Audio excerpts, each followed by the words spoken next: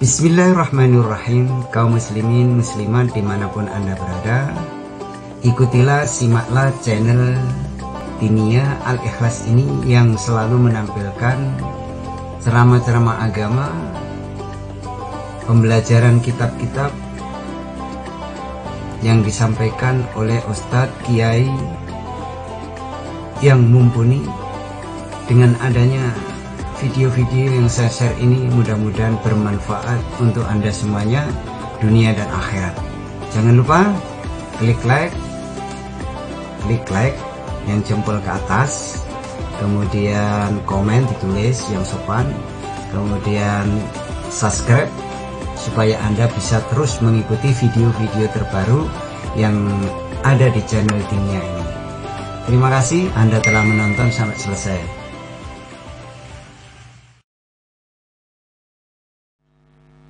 Assalamualaikum warahmatullahi wabarakatuh.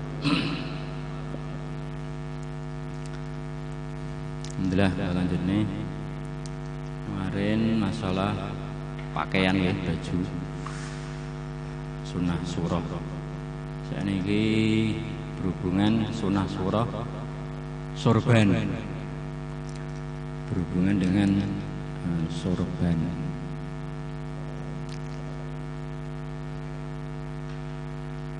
Terus definisi sorban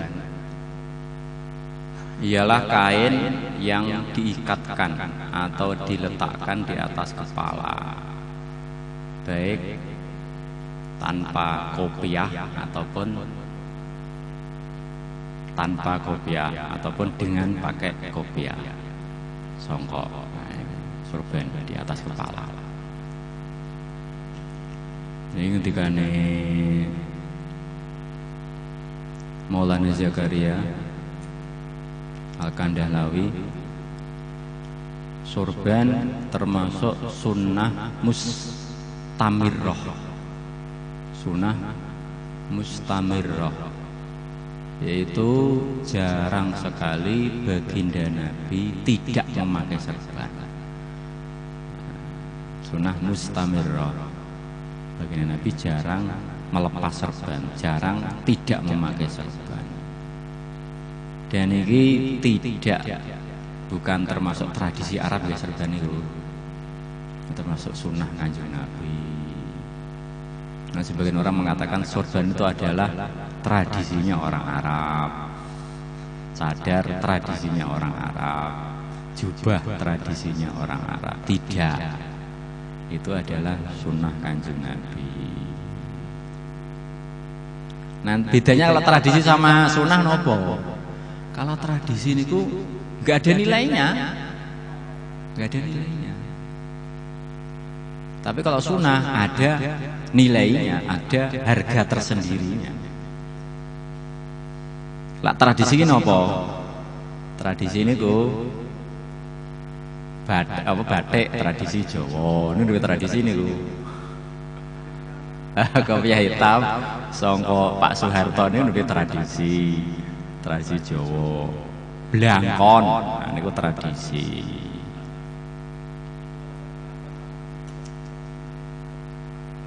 Nggih. Tutup kepala termasuk sunnah. Tapi bentuknya blangkon niku tradisi. Mungkin berarti ganjarannya ketika dia menutup kepala. Tapi kalau bentuknya blangkon, ini mungkin tradisi. Tapi dapat pahala menutup kepala.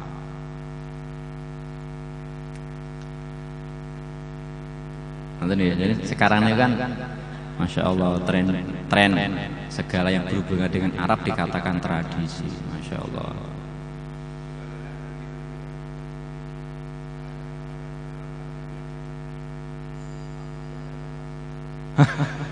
Oke, digambarkan dengan Abu Jahal.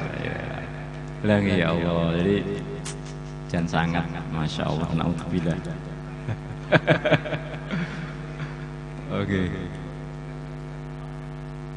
Oke, digambarkan dengan orang-orang yang naudzubillah dilaknat oleh Allah. Kita kan melihatnya bukan Abu Jahal, tapi baginda Nabi. Setiap yang keluar dari Nabi dan para sahabat itu adalah dasar wahyu. Jung Nabi setiap yang keluar bukan karena nafsu. Nabi serbanan nggih ngikuti. Berarti sunnah Kanjeng Nabi, bukan melihat ke Abu Jahalnya. Jadi pertimbangannya keliru. Seharusnya yang dilihat adalah Kanjeng Nabi.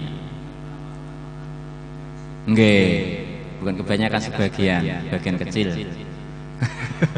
Lah ulama sik murni insyaallah rujukannya teng Kanjeng Nabi. Nggih. Nggih.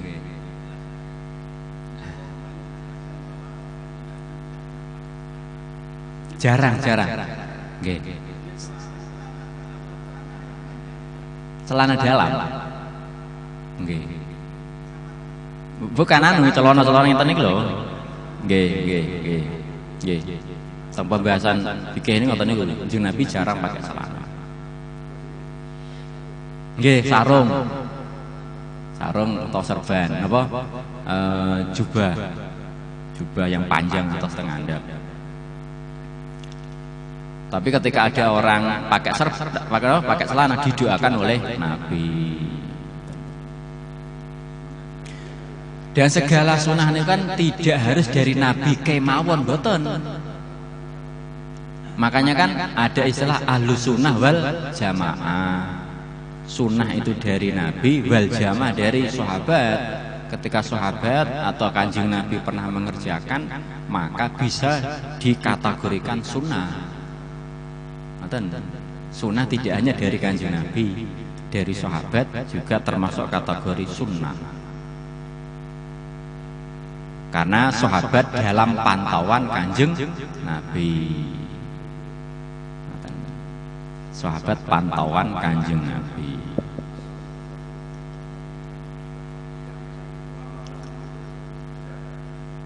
Maksudnya apa?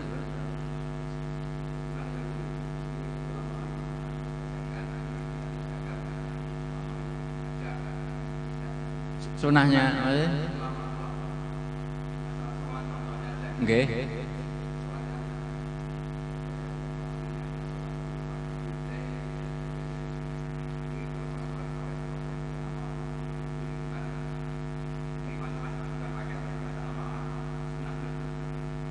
Oh.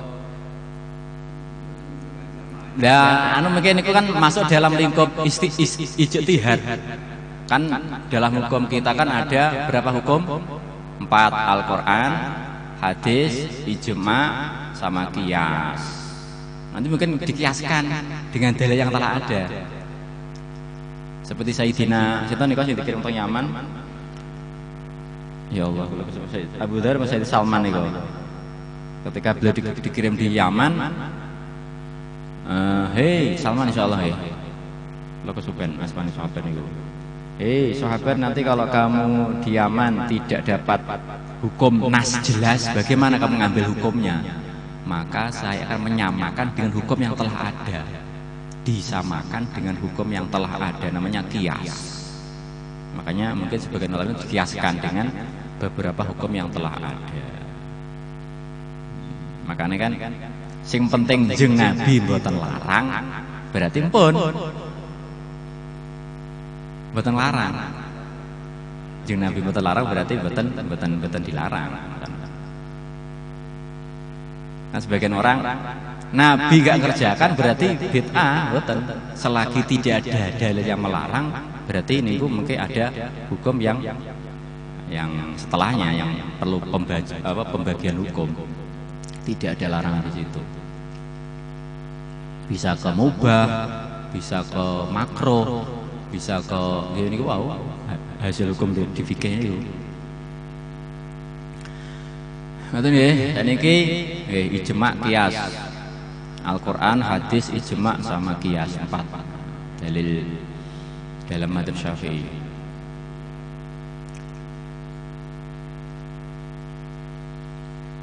Saniki ukuran sorban. Nah, niki ukuran sorban. Dalam hal ukuran tidak ada riwayat yang jelas.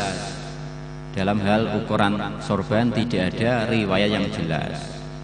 Tetapi dari riwayat Imam Nawawi bahwasanya Nabi niku mempunyai 2 serban, panjang sama pendek. panjang sama pendek. Yang panjang ukurannya 12 dhira, kurang lebih 6 meter. Yang panjang ya, 12 dhira kurang lebih 6 meter. Imam Nawawi, pendapat dari Imam Nawawi, menukil Imam Nawawi. Kemudian yang pendek 7 dhira, 3,5 meter. Nah ini ukuran. Yang soreh tidak ada yang jelas, tapi ada yang panjang 6 meter. Panjang 6 meter, yang ukuran pendek 3,5 meter. 3,5 meter. Tapi bentar, ini gue 3,5 meter.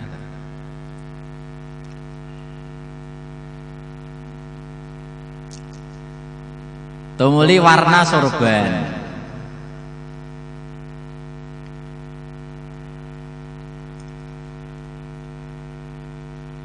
Warna sorban ini apapun warna sorban, yang penting tidak meniru bentuk sorbannya orang kafir, maka termasuk mengamalkan sunnah Nabi.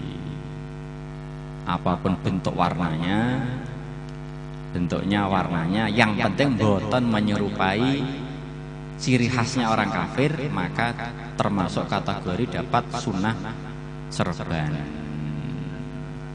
Jadi khasnya tiang kafir nih kok, tiang India nih kalau. Nah kan sorban nih kok, kan ini cara India nih kok. Bentuknya kan benten nih kok. Nah Hindu nih kok.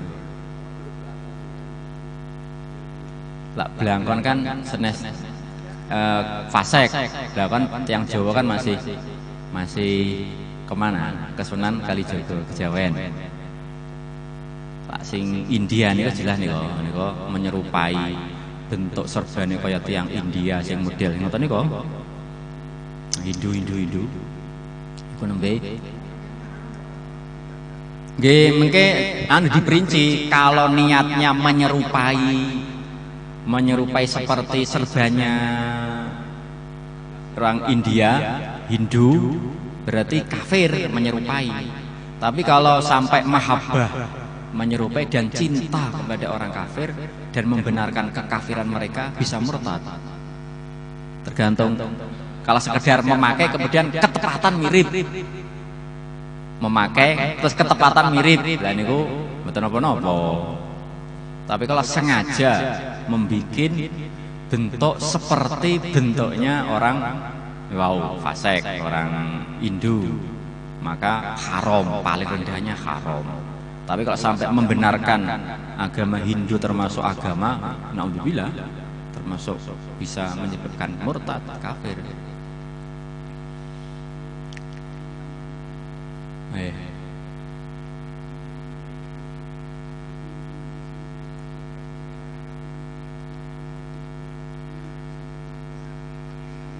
Itu apa? Oh iya, gitu ya. Itu pakaian khusus ciri khas toh? Nggih. Lah mereka memakainya itu karena apa? Karena dipaksa atau karena gimana?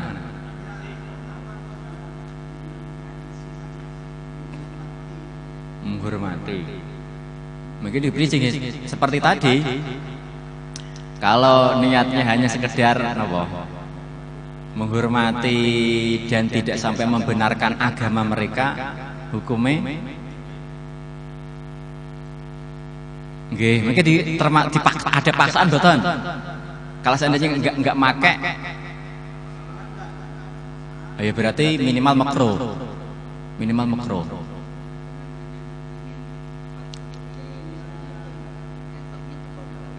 Oh, nggih pantes-pantesan. Mboten kata haram niku, minimal makruh.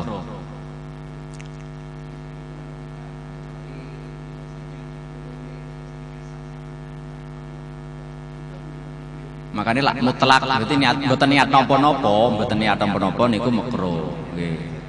Lah ingin gaya nggih. Makruh niku mengke makruhe sudah, maksudnya dalam dirinya memahami ini baju khusus orang Hindu, memahami dalam hatinya kemudian tiru-tiru itu bisa haram. Tapi kalau ketepatan mirip, nah, ketepatan mirip dan tidak niat, nggak sengaja, dan itu nggak apa-apa.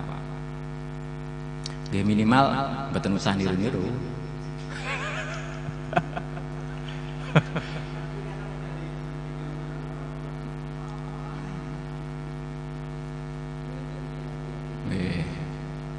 Karena manusia ini kan hatinya kan gampang terkesan dengan nanti yang dipakai nanti jadinya lama-lama bisa terkesan ke dalam hatinya. Kecuali di aturan wajib ikut walaupun orang Islam, dan itu mungkin nggak apa-apa, wajib ikut, kalau nggak ikut didenda. Itu nanti nggak apa-apa, terpaksa, darurat. Terpaksa, dipaksa, kalau nggak ikut didenda. Nah, berarti tetap dalam hati kita terpaksa.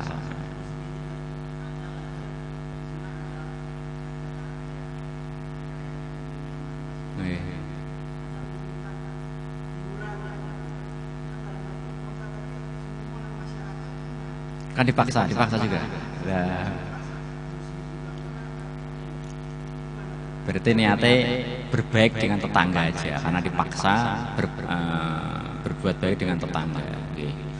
Yang penting tidak niat meramaikan acara mereka. Dalam hati kita tidak niat meramaikan acara mereka karena dipaksa. Nanti kalau tidak iuran akan dikucilkan. Boleh niatnya seperti itu, terpaksa. Niatnya adalah muasyarah dengan kan bergaul dengan tetangga boleh walaupun orang kafir, dalam lingkup bukan dalam agama. Niatnya memberikan, niatnya adalah memperbaiki hubungan dengan tetangga dan tidak niat meramaikan acara agama mereka.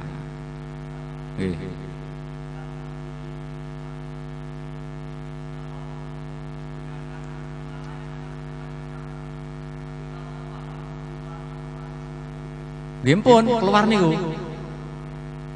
Dalam hal agama harus 100% yang terbaik, yang terbenar adalah Islam. Kalau puluhan itu naudzubillah niku bisa niku panernya haram. Kalau sampai membenarkan agama diterima oleh Allah, diterima oleh Allah, ampun murtad.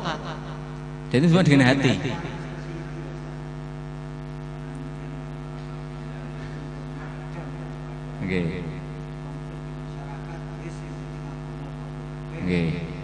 Nah, makanya niku dek wingi Rama Kyai ngendika untuk orang-orang yang memang dia sebagai pereda masyarakat boleh sekedar basa-basi.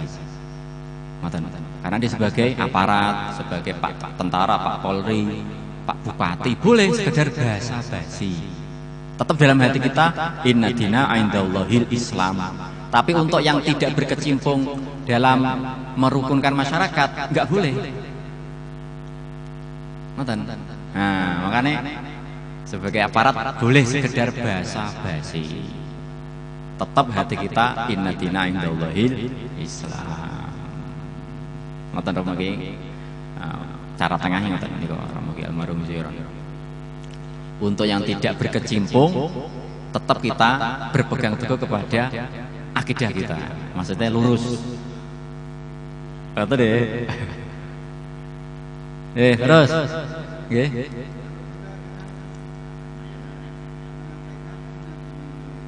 Nggih. Enggak apa-apa, betul apa-apa. Kan yang menyampaikan Al-Qur'an, sila pertama ketuhanannya Maha Esa. Betul apa-apa. Betul apa-apa. Nggih.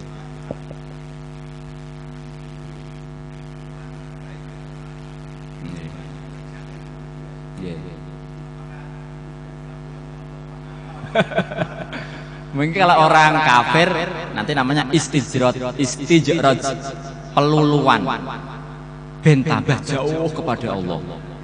Nggih, orang maksiat, orang kafir kok kemudian di doanya dikabulkan oleh Allah, ini jenenge istijrad. Oke, jenenge istijrot. Peluluan ben tambah waduh. Istijrot. Ada dua kemungkinan. Ben tambah waduh oleh Allah atau ben diberikan kesempatan biar ada kesempatan untuk tobat. Dua kemungkinan. Nggih, istijrot namanya. Istijrot. Dilulu. Indonesia lulu apa Indonesia nih lulu niku? Nah, dilonggarkan tapi untuk digencet. Dimudahkan tapi untuk digencet.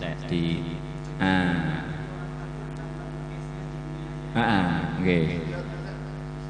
Istijrot. Nggih, untuk keburukan. Orang-orang kafir, orang fasik, orang ahli maksiat, doa kemudian mustajab. Nah, istijrot untuk keburukan-keburukan. Nggih.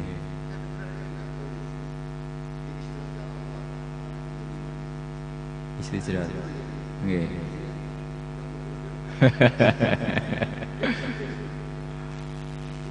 Nggih.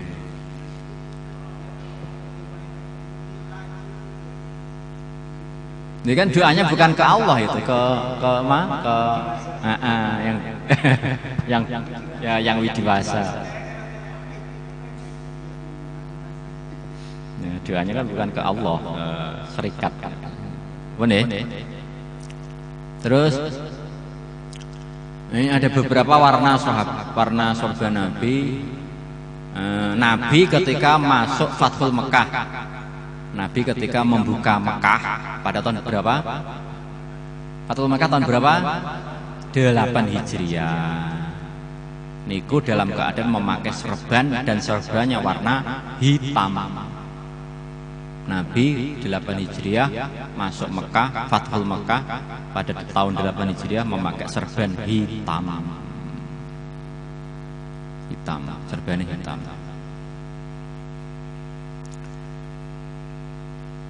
Dan juga riwayat Muslim waktu khutbah Nabi juga pernah pakai serban hitam. Khutbah pakai serban hitam. Nggih, bukan serban mawon.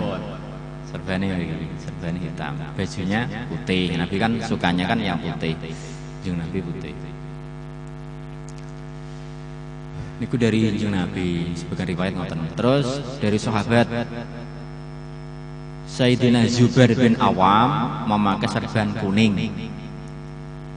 Zubair bin Awam serbannya kuning. Warna merah sahabat Abu Dujana.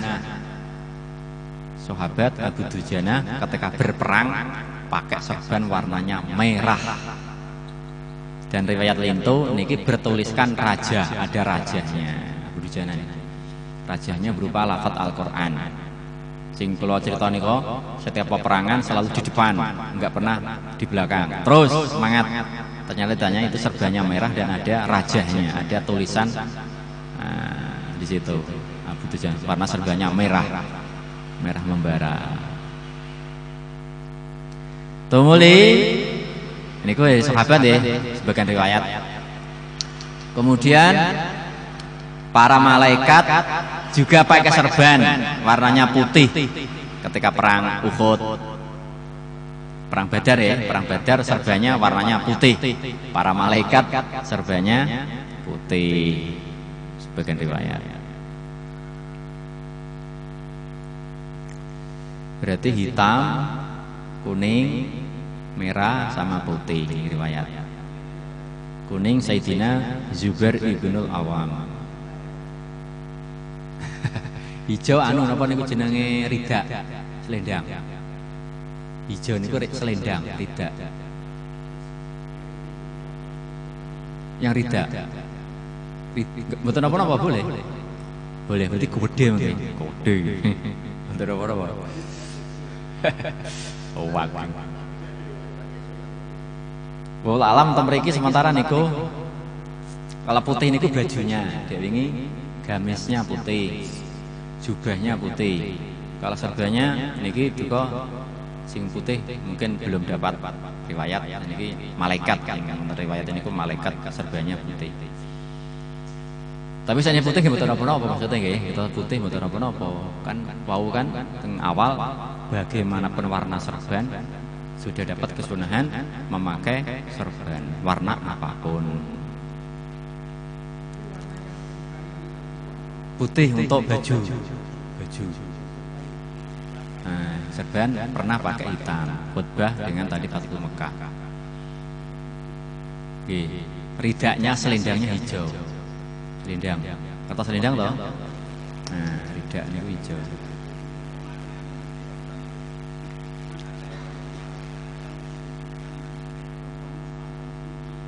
Oke, boleh juga seperti itu. Yang penting di atas kepala. Oh kan, yang pertama tadi kan, baik di atas kepala, yang penting di atas kepala. Udung ngoten nggih.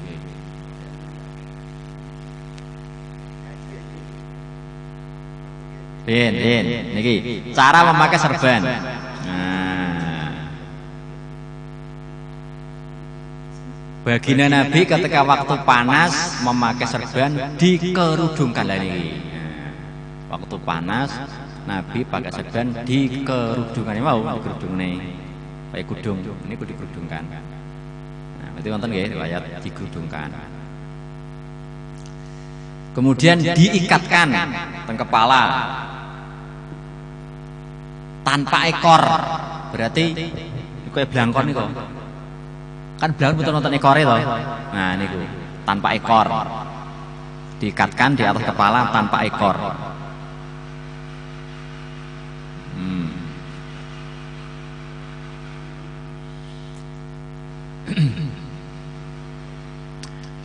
Tanpa ekor ya, nah, di kepala tanpa ekor. Terus yang nomor 3 ada ekornya.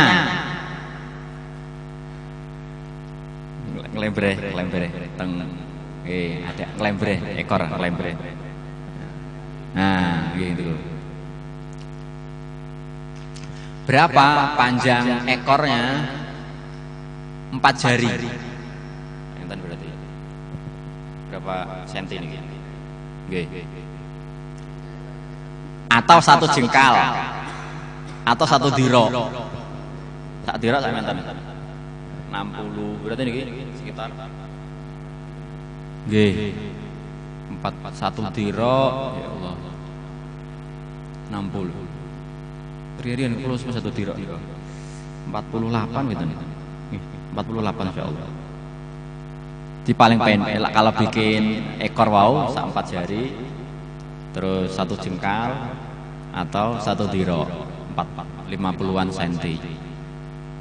Itu kalau dikasih bisa enggak pakai ekor, bisa pakai ekor, ekornya wau 4 jari, 1 jengkal ataupun 1 diro sekitar 48 senti.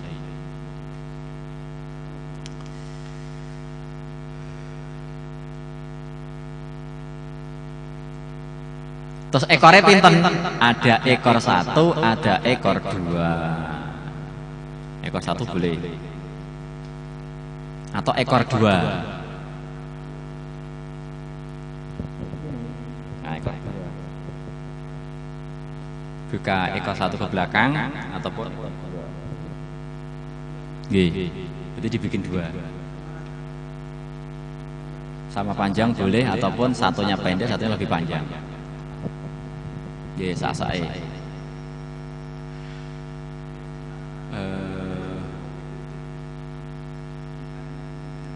Diletakkan di kedua ekornya tadi nggih caranya, ekornya diletakkan di kedua belikat. Belikat itu pundi? Iki to. Di belakang.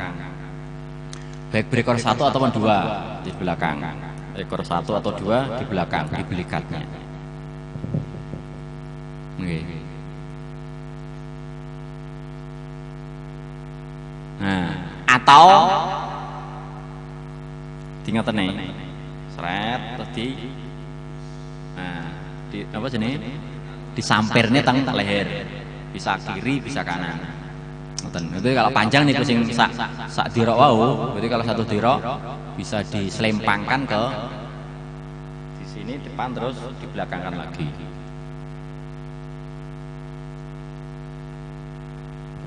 Betul ya?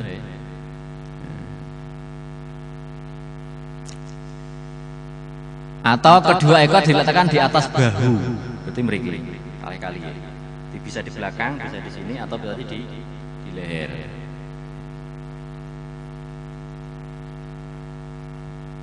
Kalau ekornya satu sebelah kanan, Riki bisa juga. Terserahlah bebas.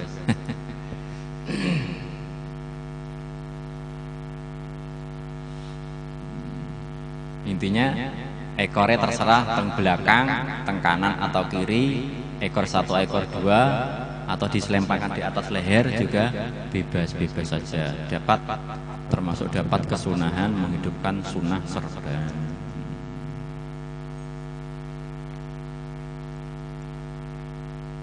Dan ini termasuk kesunahan sempurna sorban tadi diletakkan di leher, termasuk kesempurnaan sorban. Kesempurnaan sorban adalah panjang, kemudian diletakkan, diselempangkan di lehernya tadi, di belakang leher. Nah, itu termasuk sempurnane serbana, diselempangkan ke lehernya ke belakang. Ngendikan Ibnu Qudamah.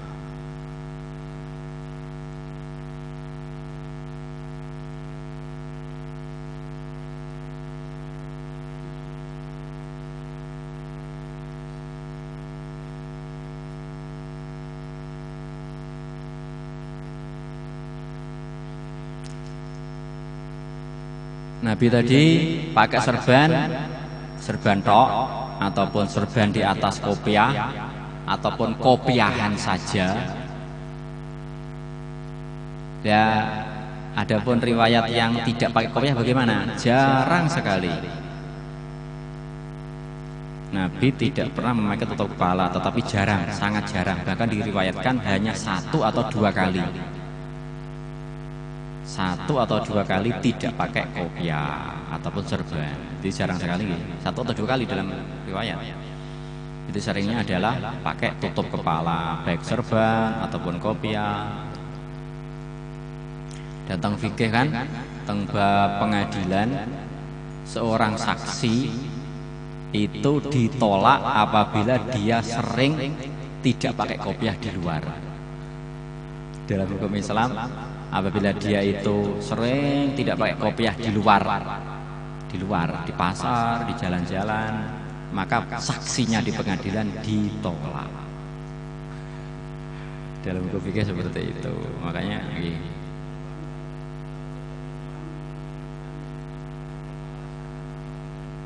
betul apa? Bisa sah mawon. Yang penting ketika enggak pakai kopiah, nomor rambutnya tidak menutupi jidatnya.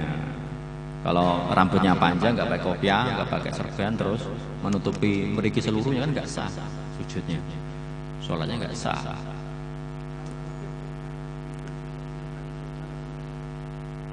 Wow, pertama sebaiknya pakai serban khotib waktu khutbah dan hitam. Pada waktu khutbah Jumat Kanjeng Nabi pakai serban dan hitam, yang paling saya.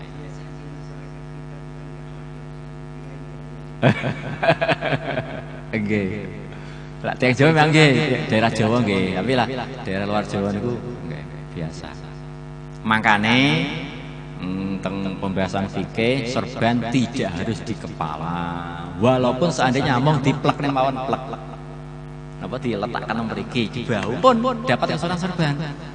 Nah, kan dianggap gaya lah teng mriki. Lah pun damel serban dicangling mriki pun dapat kesunahan serban. Nggih. Bahkan walaupun kacu, sapu tangan diletakkan mriki pun angsal kesunahan serban. Nggih.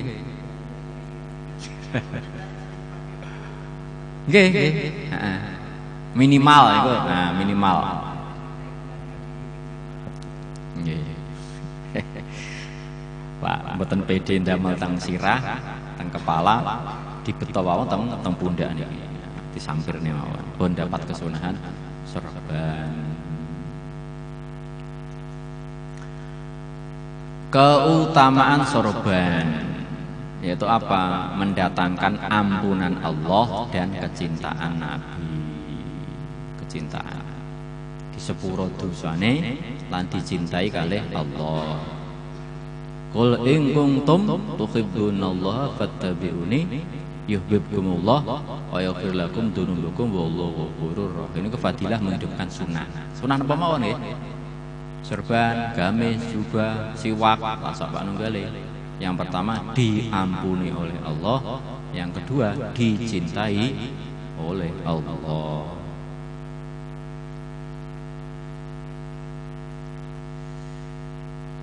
Dan didoakan oleh malaikat. Riwayat dari Wasilah Ibnu Asqa, baginda Nabi bersabda, sesungguhnya Allah dan malaikatnya mendoakan malaikatnya mendoakan kepada orang-orang yang pakai serban pada hari Jumat, terutama Jumat ini. Allah dan para malaikat mendoakan kepada yang pakai serban pada hari Jumat, terutama hari Jumat. Walaupun minimal tadi dibeto, diselimpangannya teng pundake. Termasuk wau bagian saya bagaimana rida. Rida termasuk bagian dari serban, rida, selendang. Selendang ya termasuk bagian dari serban.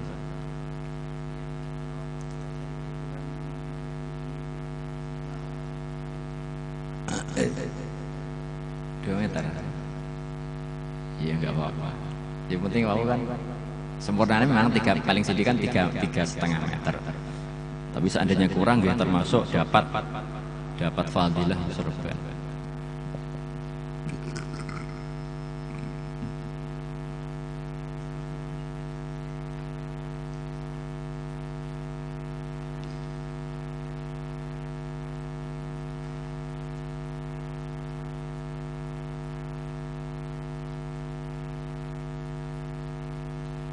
Apalagi serban plus rida, masya Allah.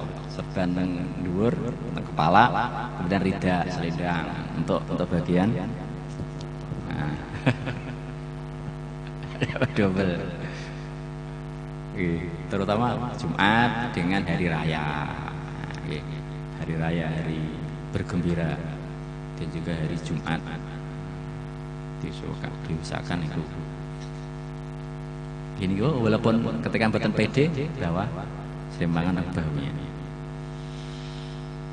Wah, insyaallah.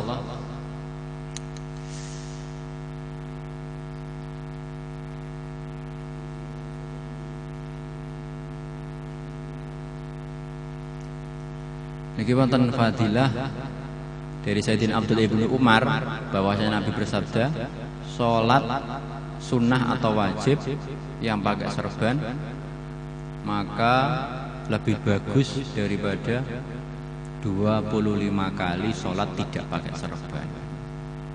Jumat pakai serban itu menyamai dengan 70, maksudnya satu Jumat pakai serban lebih bagus daripada 70 Jumatan tidak pakai serban. Nah, intinya saya lah serban ini. Nggih, walaupun diselendangkan. Walaupun diselendangkan. Pak mboten pede ten. Nggih.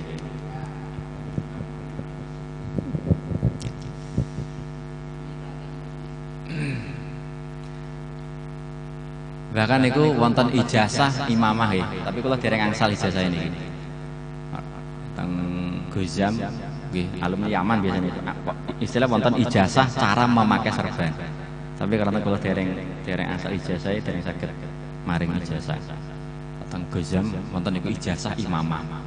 Ijazah sorban. Wonten sarana di ijazah ini. Ya kula nika dereng sempat. Sementara mudzakarah lah badhe nyuwun ijazah saged teng alumni Yaman. Mriki alumni Yaman sinten? Gusop ngajar mriki. Mboten. Oh nggih, saged. Nah, kersa minta beliau ijazah sorban, pakai sorban. Nah, ijazah imamah. Nggih. Nggih, Mbak. Nggih, saged mawon, maksudnya kan tambah mantap nggih. Angsal ijazah kan tambah. Biasanya angsalan lembaran ijazah dari guru sampai teng Nabi. Mungkin ijazah wonten sanate. Dari guru beliau ke guru sampai Nabi. Ditambah mantap. Ya, barokah. Jadi kalau kita lah sekolah wonten ijazah kan semangat. Jadi serban ini wonten ijazah, pakai serban ben tambah mantap.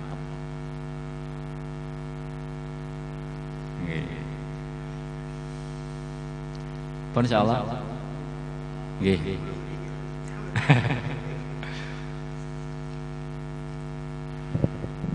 Napa boleh? Serban pun insyaallah cekap. Nggih.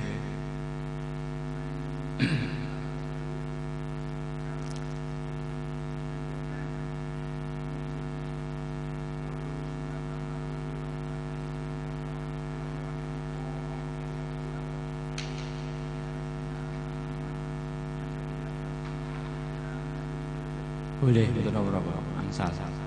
Bebas. Nggih. Bebas. Ini kan Islam mek aba-aba. Ayo salat, cekap. 4 rakaat. Setiap 4 rakaat doa. Nggih, nggih. Nggih. Setiap doane ngene kok. Allah kan teng fadilah Ramadan apa? Allahumma inna nas'aluka ridhaka wal jannah wa na'udzubika min sakhatika wan nar. Niku mawon. Kalih. Lah ini kan malam 10 akhir berarti Lailatul Qadar. Allahumma innaka afuwwun karim, thayyibul afwa wa'fu anna ya karim. Niku setiap 4 rakaat doa. Sebentar, doa nembe Bilal mulai.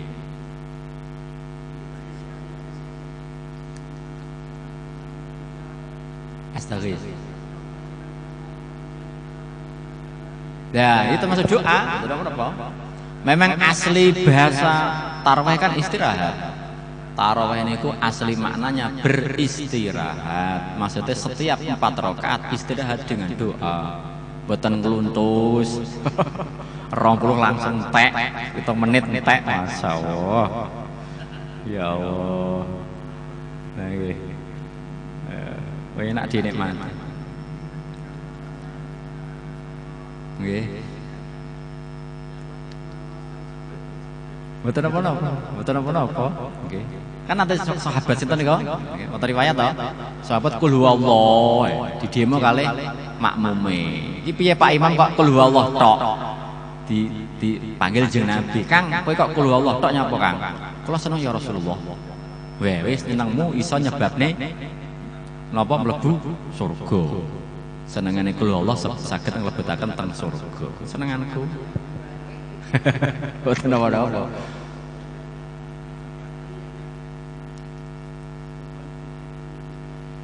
Malaikat. Nggih. Nggih. Perang Badar. Nggih, perang Badar. Nggih, waktu perang Badar kan ikut perang ya. Memenggali kepalanya orang kafir. Perang Badar. Kan perang Badar kan perang setan juga ikut, iblis nih, gitu. Iblis ikut, tapi ketika ngerti malaikat besar-besar datang langsung lari dia. Tadi rencananya mau bantu itu. Oke, kan waktu perang Badar iblis berubah menjadi orang tua, memberikan nasihat. Nah ketika perang Badar malaikat Jibril, Israel, Mikael datang langsung lari terbirit-birit. Loh, nyapa Kang kowe kok lari? Kowe sing nyemangati aku kok kowe lari. Kowe gak ngerti sing tak delok. Kowe ora ngerti sing aku ngerti. Lari. Iya, malaikat ikut perang sama iblis. Iblis lari terbirit-birit. Malaikat Jibril teko, Israel, Mikael. Wow. Niku kepalanya para malaikat. Masya Allah.